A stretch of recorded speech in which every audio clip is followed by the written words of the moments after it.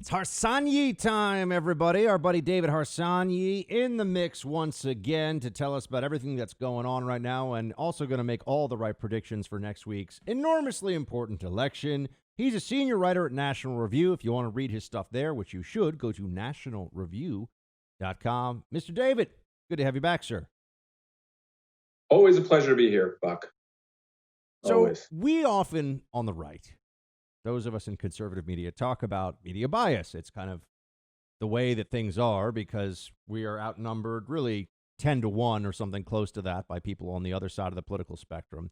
So this is not a new conversation, and it's one that it's a war, though. It's an ongoing intellectual exchange, I should say, about why does this happen? Why is the country in this circumstance where you've got 10 to 1 people from one political party that pretend that they're not, but they are in the media? Okay.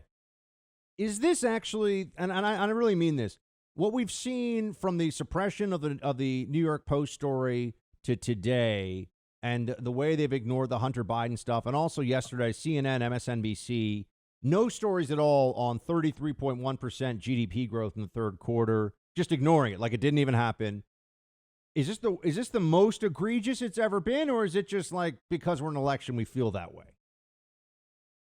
No, it's the most egregious it's ever been. It's corrupt. I mean, I think that the whole media. I mean, there are still a few reporters here and there who I like, and I think try to do a good job. But in general, I just think political media is completely corrupt, and they are trying to help a candidate win, Joe Biden. Donald Trump, because they have convinced themselves he's completely evil, he's a Nazi, that now they have license to essentially act as defenders of democracy by running for the other candidate. And there's nothing we can do about it. You're not going to get the pressure is too overwhelming, even for good reporters in that kind of environment, to write the stories that are necessary.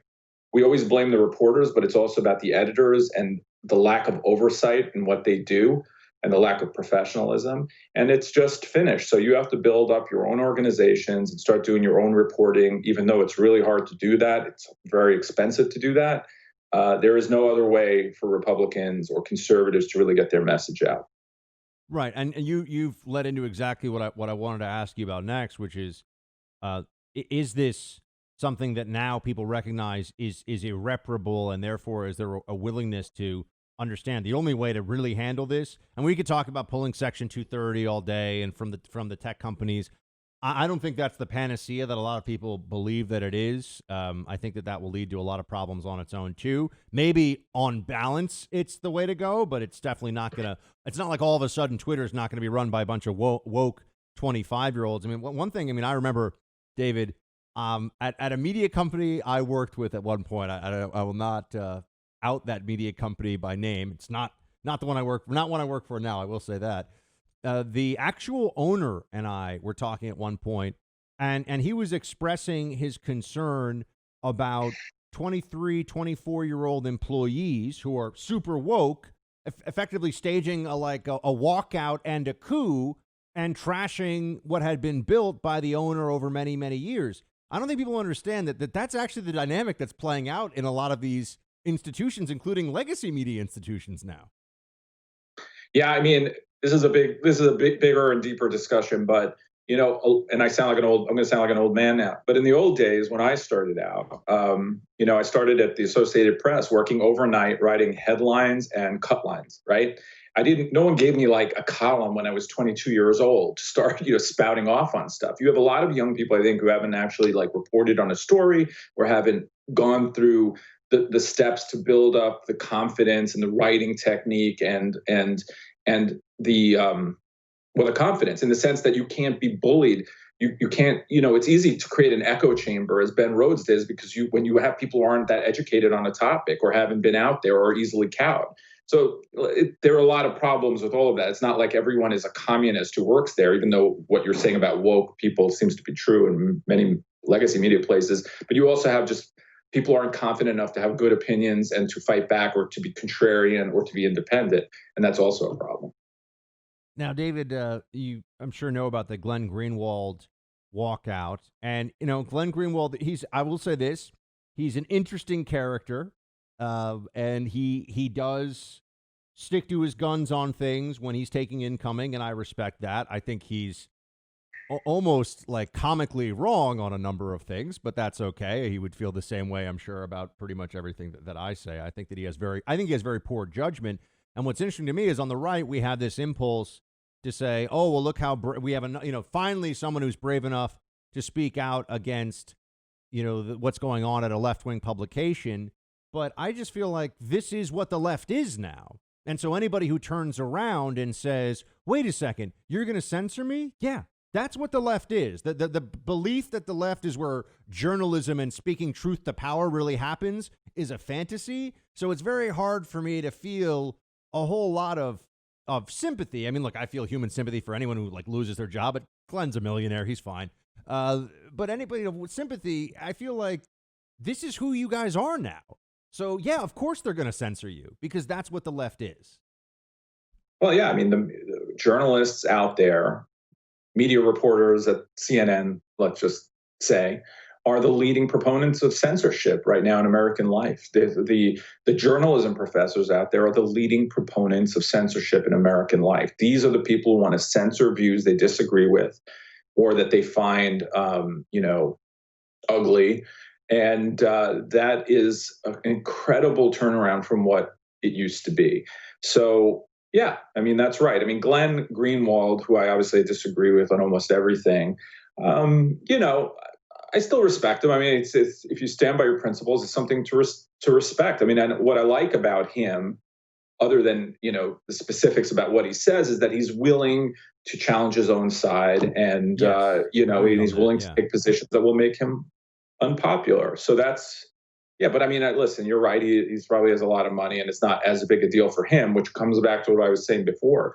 If you have a young person who's making $30,000 or something, they're going to have a tough time being brave like Glenn Greenwald is brave. In fact, they won't be brave and you can't really blame them, right? So that's a big problem. Yeah. We're speaking to David Harsanyi at nationalreview.com. David, we're going into this election, and it's fun to make all these predictions. It's almost a catharsis now because we've got all this, just the osmosis that occurs, all the incoming you have of, different ideas and who's right and what's going to happen, and it's just everywhere, right? We're in this sea of election noise. Going into this, what do you think really matters, and what do you think is really going to happen?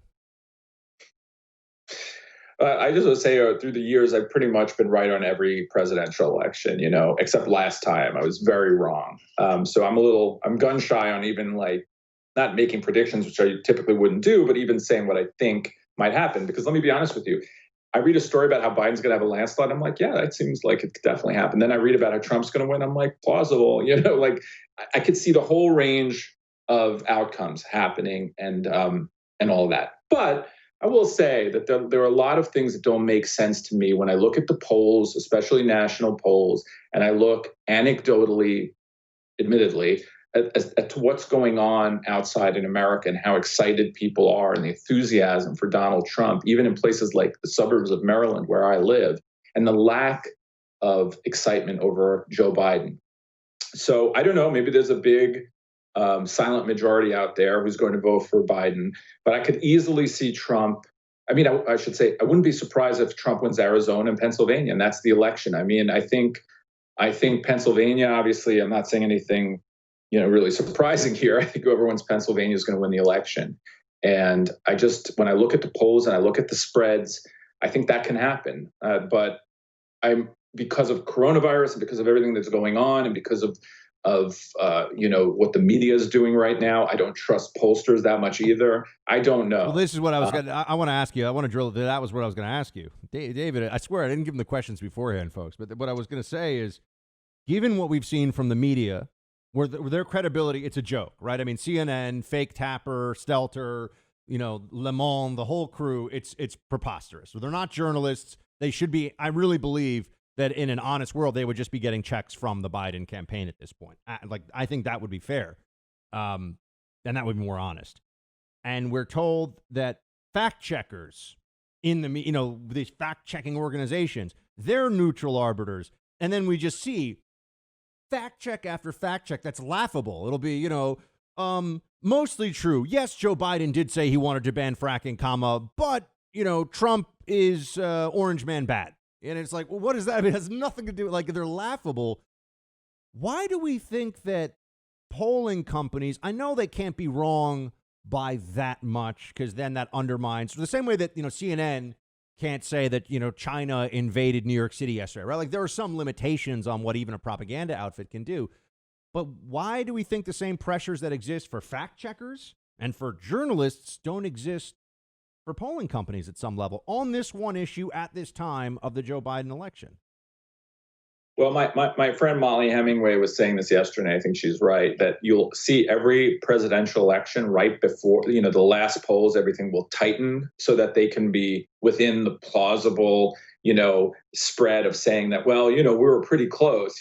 They always come together. No one really, very few make definitive, definitive election predictions in that way.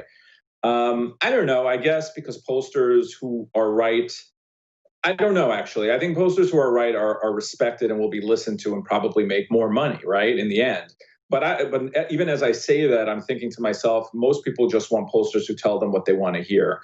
Right. And so I don't know. I think that you have a good case. Yeah, I mean, who are the pollsters? Who are the pollsters who were so right in 2016 that they, made millions more dollars and, everyone's, I mean, I'm not saying they don't exist. I'm just saying, I don't know who they are.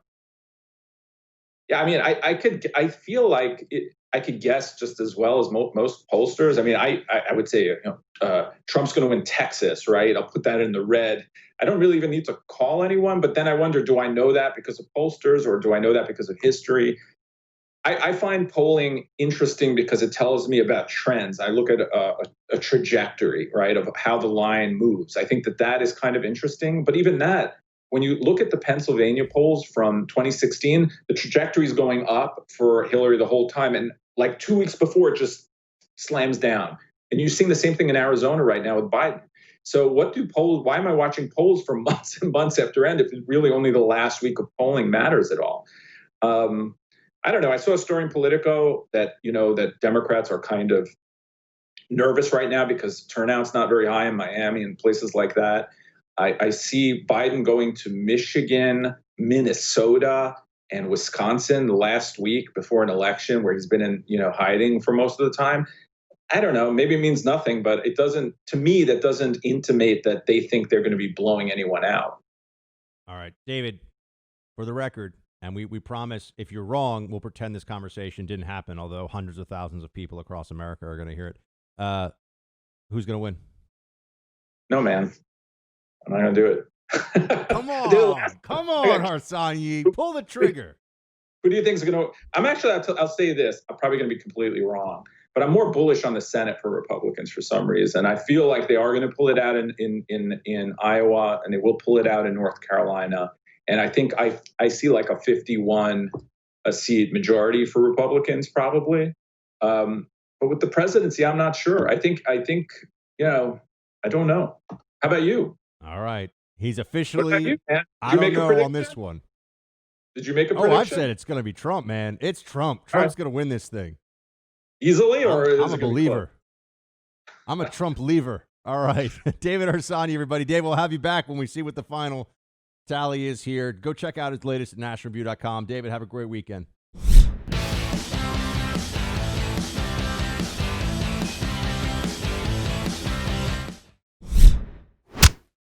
I am out there probably doing more than I should, but I'm always masked.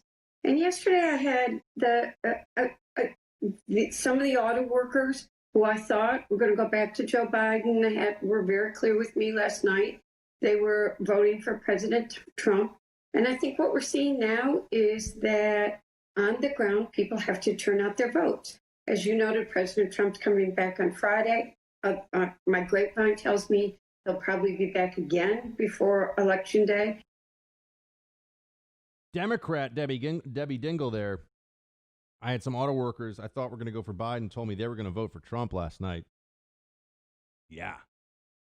I certainly hope there's a lot more of this. It would be, I don't want to get ahead of myself here, but oh my gosh, it would be so amazing if the libs were all totally wrong about all this stuff again. Wouldn't it be so fun if after they've been telling us for months, Joe Biden's going to win, look at how far ahead he is in the polls. It's like they've learned nothing from 2016. It's like they want to relive that all over again. And remember that timeless meme of it's a young woman with a kind of a knit hat on with glasses who's screaming at the sky. And I will not try to recreate the scream, but it really felt like that was the encapsulation of the entire Democrat mindset after the Trump victory the last time around. It's going to be like that times 100 this time because they've thrown everything they've got at this. And if Joe Biden can't beat Donald Trump in a once-in-a-century pandemic year, the Democrats have got a problem. They got a problem. So I think the stakes for them emotionally as well as politically are incredibly high. And I also think that if we're looking for some of the early signs of why there may be some trouble here from their side of things, and I know there's some look, all you have to do if you want to be nervous all weekend right now is look at a lot of the polls. They're going to have Trump way behind in key states and in so many states that he can't win. But I don't believe that stuff. I think Trump's going to win. And if you're looking for reasons that make sense for why Trump could still win this thing, all you have to do is start looking at some of the other data points and some of the anecdotal stuff that's coming up. And even here's one from Nancy Pelosi, because remember mail-in voting, they were expecting that mail-in voting was going to be their savior. But why would Nancy Pelosi be telling people, no, go vote in person as well? I've got a theory on this. Play 8. So again, this weekend shall be very interesting to see how many more people will vote in advance. I hope that people will not depend on the mail because they have done all they can to dismantle the postal system. But I salute our postal workers, our letter carriers, and those who are making the best of the situation. But even the Postal Service is saying it's too late now to mail. A first-class piece of mail to take more than 5 or 6 days to reach its destination that speaks for itself. Trump dismantled the Postal Service. That's a lie, but Nancy still tells that lie because she doesn't care about the truth. I don't know. Maybe I'm reading into the tea leaves here a little too much, but I do think that they don't like the in some of the key places. I'm sure the mail-in voting in California is, completely through the roof and everything. But I feel like in some of these other places, they're not seeing the early numbers they want to see. Maybe I'm just going to tell myself that so I can get a good night's sleep this weekend and not worry too much about this election. But you know what else, folks? We're all going to get a good night's sleep no matter what. We're going to make it through one way or the other. We'll be all right. There's not a bunch of lib wimps that are going to cry if our candidate doesn't win. Whatever. We'll be all right. But Trump's going to win. I recently got a crash course in home title theft, and you better pray this crime never happens to you because it can ruin you financially. Here's how it works. Cyber thieves find your home's title online because it exists there. It's on servers. It's in the cloud. And then they use a quitclaim deed to kick you off, put themselves on, and then take out loans against the equity in your home. You often won't find out about this until you get payment demands in the mail or perhaps even a foreclosure notice. You have to go with the experts I trust at Home Title Lock. They can create a virtual barrier around your home's title. All you have to do is go to HomeTitleLock.com and use the promo code RADIO for 30 free days of protection. You can also check at the site to see if you're a victim of this crime and don't even know it. Again, that's HomeTitleLock.com, promo code RADIO. That will get you 30 free days of protection. And when you type in your home address, you can see if you're a victim of home title theft already, which some people are. Check it out today. Create a virtual barrier around your home's title with HomeTitleLock.com, promo code RADIO.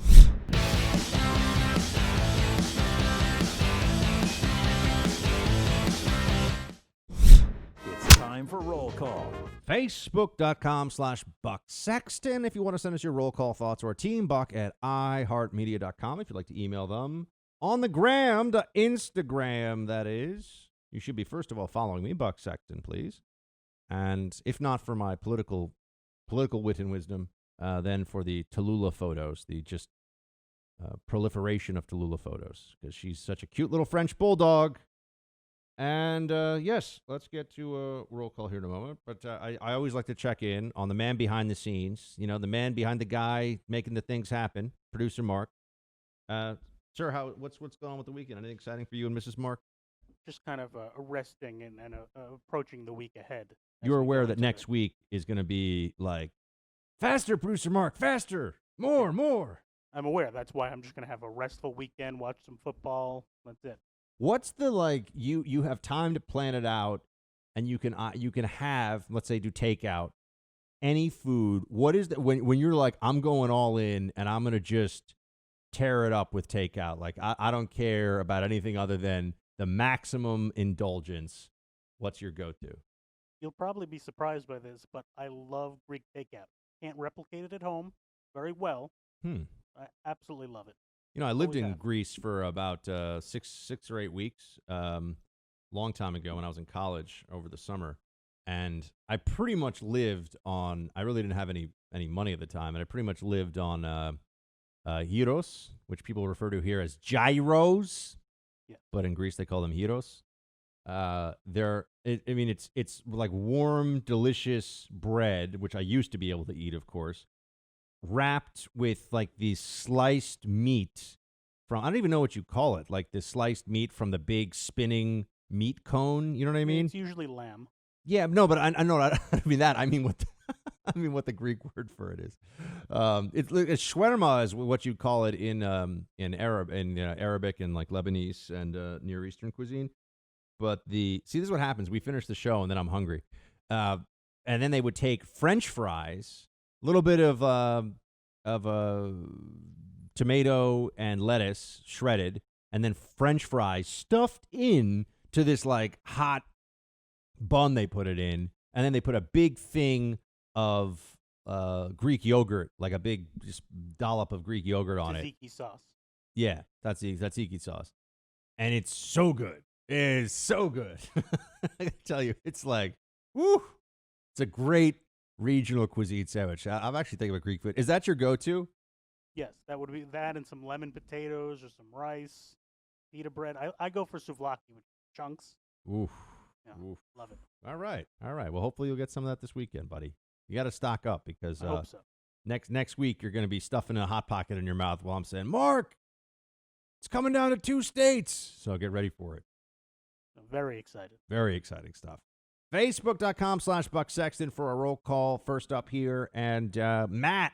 Oh, and please go to bucksexton.com. We got stories posted there now every day. New and improved site, bucksexton.com. We got to be pushing it more. I want you going to it. Check it out. I'm writing an editorial this weekend. It'll be posted on Monday on bucksexton.com. So we're going to make sure that that's more a part of what we're doing and what you're seeing here. So that's where I want things to be. I mean, like, for example, right now, if you were to go to bucksexton.com, you would see stories. And it's a lot of it's stuff that I cover here in radio, but it gives you the written in-depth with some of the links and some of the background. So bucksexton.com is going to become our one-stop shop for all things Freedom Hut. But, you know, here we got Bob Alinsky questioned by FBI as material witness in an ongoing investigation on Hunter Biden. That's on bucksexton.com right now. So please do go check out that story. And like I said, there'll be more and more stuff there all the time. And here we are. We've got Matt first up here. Buck. Right now, I'm reading The Devil and Karl Marx by Professor Paul Kengor. It is an excellently detailed deep dive into Marx and other leaders that followed his ideology. As a bonus, the brief foreword is by our own dear Michael Knowles. My question to you is, how is it possible the average random Marxist, as in someone with no political power, just a lame rando, can't see that Marxism, communism, etc. are literally just exploitation of the worker in order to give power to the state? It's right there in Marx and Engels' 10-point plan. Furthermore, how can they quibble over Marx's intentions with private property when, again, they're right there in black and white? I think blind denial and communism go hand in hand. Thank you so much for your great work with producer Mark. I learn so much every day from you guys. I pass the buck when I can. Shields high. Well, Matt, thank you so much for your support and for your very kind note. And I would say this about Mark. First of all, most of the people that are Marxists in America wouldn't agree that they're Marxists. They don't even really know what their belief system, what their ideology is. They just know who they oppose. Right now, they oppose Trump, but in other contexts, it's about what they're against much more than what they're for. And what they're for is usually a very broad slew of concepts that fall under the Marxist umbrella, but they don't understand the philosophy. They certainly don't understand the history of Marx and Engels and the rise of socialist systems and socialist ideology around the world. They just don't know. But remember, socialism is really more a religion than an ideology of economics, because ultimately it's all rooted in what is good for the collective. And who's determining what is good? The people who are running the socialist system, right? The priests within the socialist system, so to speak. And it also is contrary to human nature. It is all rests upon a belief that if human beings do not benefit from putting themselves through the discomfort of additional labor and stress and effort, they will continue as if they were being rewarded for those things because it's for the good of the collective. That's not how human beings think. That's not how nature works. That's not how this functions. So, yeah, there you have it. That's not how we are. I mean, in a state of nature. Someone's going to be like, ants, Buck. What about ants? They'll die to protect the queen. People watch a lot of those nature shows. Eric, in the spirit of open debate, I thought I'd share a brief bit of light on the state of FedEx and UPS. I work for a logistics company and manage probably 20 parcel carrier shipments per day along with other modes. Currently, FedEx Ground and UPS Ground services are losing shipments at a rate of 2 or 3 per week. Issues include boxes being delivered without their contents, case open, contents fell out. FedEx tapes them back up and delivers them. The contents fall out and they notify us the contents of the packages are missing. The shipping goes missing completely and tracking updates stop at random node in the system, or the shipment goes missing for a month and then shows up at the shipper. Had Tucker consulted me, I would have told him I'm making a copy and handing the original to a trusted person and flying the copy out to L.A. Why would you send the originals via FedEx or UPS? A plane ticket from LA to New York is about $200 right now, more than shipping via FedEx first class. So, a few things, because we had updates on this, Eric, that came in late last night, and I did not include on this show. They found the contents of that Tucker Biden documents package, and Tucker did an update last night on his show about it. And it seemed like where we left this is they found it, but then the company wouldn't say how this disappeared. And then beyond that, another layer to add into all of this is that Tucker and his team did make Xeroxes, or they did have copies. Because that just felt like, okay, well, how could you not? I mean, come on, right? If someone gives you documents of that effect, perhaps a presidential election, I mean, you're going to make Xeroxes. They did make Xeroxes. So it was really just more about what our friend Ned Ryan said, which is the belief that perhaps somebody was monitoring communications either at Fox or with Tucker. And that's a scary thought. Now, is that what really happened? It seems like maybe this just was a thing that occurred. I don't know. But it did smell fishy. It smelled fishy. And all you have to do is leave some scrot out on the table for a few days and you're going to be saying, what's that funky smell? Chris, hey there, Buck. Hey there, Buck. Read the English, Buck. Just wanted to drop a line and say, I really enjoyed the Real Dracula Shields High podcast. Thanks for doing it. Keep them coming, and thanks for continually doing what you do, Shields High. Well, Chris, thank you. Appreciate you writing in. Best thing you could do, though, is get 5 friends to listen to the Shields High podcast of Dracula. Be like, yo, you should just listen to this, even if you're not into, you don't have to say yo, but even if you're not into podcasts in general or you don't listen to talk radio, it's just like a fun thing to put on in the background while you're doing some work or you're I don't know, I was going to say folding laundry or cleaning up the kitchen, or these are things that I do. Impaling someone. Yeah, I mean, at least you'd be like, I'm not the only one. Look at how many people Vlad impaled back in the day. Which I still don't even, I describe the mechanics of impalement. It feels like a lot of work. Just going to say, you got to hoist. So you stick the spear through somebody, and there are different entry points for impalement. We don't have to get into that on the national show right now. But you stick the spear through somebody, and then you flip them up so they're kind of like a human kebab. Now we're talking about food again. And this was a common practice in this part of, in this part of the world, in the Ottoman Empire. They think it comes from the Asian steppe, so from the nomadic horse peoples, similar to what they have with the Mongols. That was where it was first practiced because they were fans of really horrific punishments, not only as deterrents for people because of how painful and horrible they were, but also because of the symbolism that they would then have of a human being stuck through and elevated up in the air, in agony on this pole, on the spear. But I'm just saying, it feels like it'd be a lot of work. And Dracula impaled thousands of people. That's a lot of. Now, he wasn't doing it himself, but he was ordering people to do it. And, there are easier ways. I kind of understand why they went with the guillotine after all. I know this is a very macabre discussion, but all right. Skipping past Crazy Town here. Josh. Conservatives and conservative media need to start beating the drum about impeaching Biden on day one of his presidency should he win the election. Leftists must live by the rules they've created. Well, Josh, I don't know, man. I can't even bring myself to think right now about what we're going to do if Biden wins. We'll be okay. I don't mean that. I just mean I don't have the mental energy to get into how we're going to be flipping and be the hashtag resistance all of a sudden. We got to see. We got to see how it goes.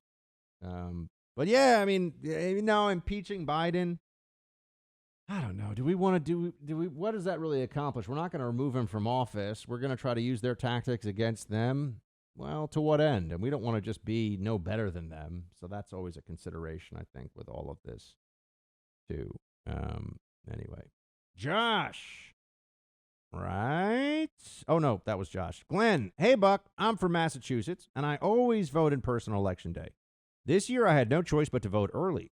I found that you will fill out the ballot, put it in an envelope, and seal it, and they hold it until Election Day when they'll open it and someone will put it in the machine for you. In a blue state like Massachusetts, should I be concerned that they can easily see my vote and discard it if they want to? Love the show. Keep up the good work. Glenn, I don't think you should be concerned about that, but I don't know. I'm just going to tell you the truth. I don't know. Probably won't happen. Does somebody really want to risk maybe going to prison to get rid of your ballot?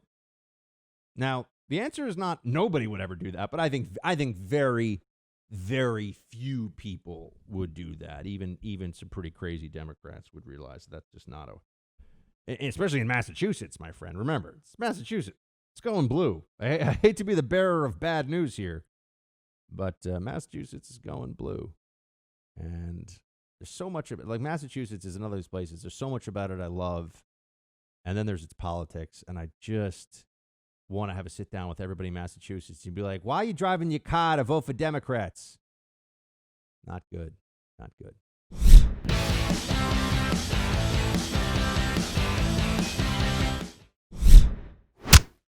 More roll call. And let me just say that The Mandalorian Season 2 is out this weekend, and I'm excited.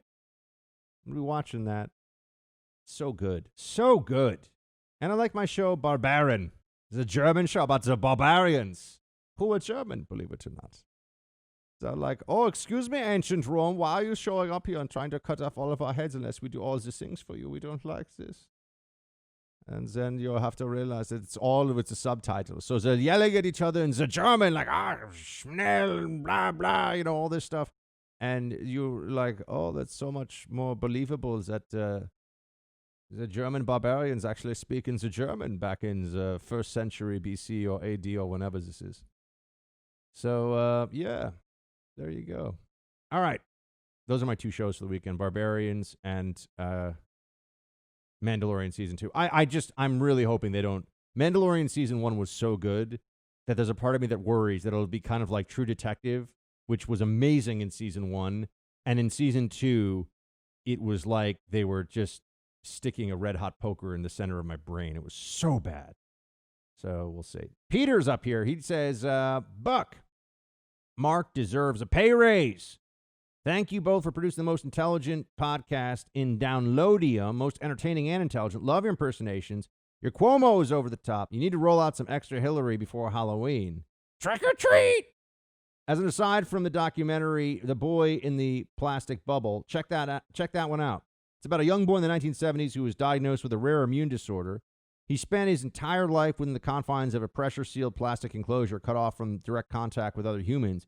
He was only allowed outside wearing a pressurized spacesuit. He died before his 13th birthday. Medical intervention kept him alive, but cut off from life, and I have to imagine he was pretty miserable. I think medical science has basically adopted this approach as a model for combating COVID. Again, love your show. Keep calm, carry on. Thank you so much. Thank you so much. Tyler writes, hey, Buck, I'm a multiple-time felon that has spent most of my adult life and never been partial to any political party. I spent a lot of time opposing police and authorities of all sorts, but over the last few years, Trump has been a huge part of my daily life, and I stumbled across your show and has been the soundtrack to every work morning. People like you and producer Mark have helped me see how insane I was taking from our amazing country instead of pushing for the best I can do to help improve the life of others. Thank you for exposing the truth, and you're sharing your impeccable impersonations. I am especially like Joy Behar. Hilarious. Keep on keeping on, and shields high. Hey, man, Tyler, that's inspirational, man. Good for you. God bless. Stay in the fight. It's never too late to turn things around and become the person you've always been meant to be, and it sounds like you've done exactly that. So God bless. High five. Everybody, rest up this weekend. Shields high.